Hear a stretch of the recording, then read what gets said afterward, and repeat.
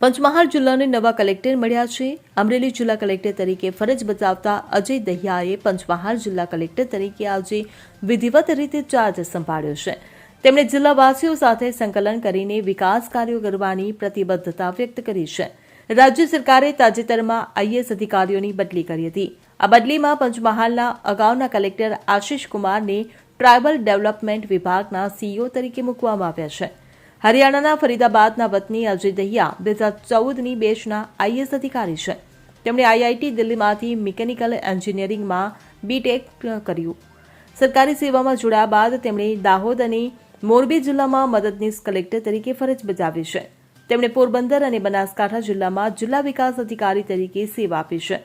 વધુમાં ભાવનગરમાં પ્રાદેશિક કમિશનર નગરપાલિકાઓ તરીકે અને અમરેલીમાં જિલ્લા કલેક્ટર તરીકે નોંધપાત્ર કામગીરી કરી છે. Bureau report CN24 news.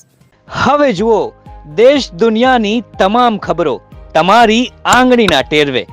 ઉઠાવો મોબાઈલ અને Google Play Store પરથી ડાઉનલોડ કરો અમારી CN24 ન્યૂઝ મોબાઈલ એપ.